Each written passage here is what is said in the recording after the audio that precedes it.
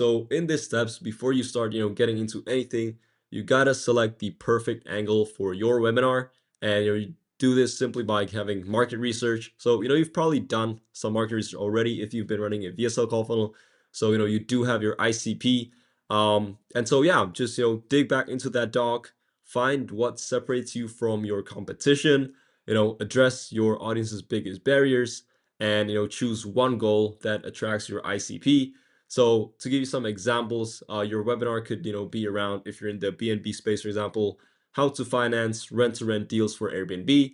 So, you're focusing on the biggest barrier of your audience, which might be, they don't have the finances to do it. And second, you're choosing that one goal, which is rent-to-rent deals, which is, one of the methods for running B&B. Or, if you're, for example, in the e-com space, you can have something like how to build a $1 million micro brand. And the goal here is to, again, separate yourself from the competition and have a specific goal. But, you've been running a VSL call funnel, so you pretty much know how these things work. So next, prepare ad budget.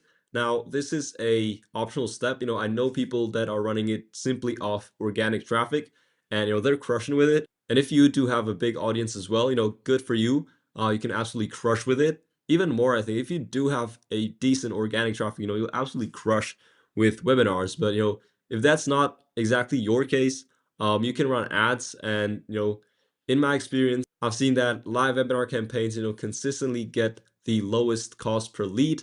And you can actually see that in this example right here. We just ran a class pretty much only off of cold traffic. And as you can see, we had about 50 registrants that were from organic. But yeah, our average cost was $4.12. We've booked 48 calls at the end. So yeah, that was about $49 per qualified call.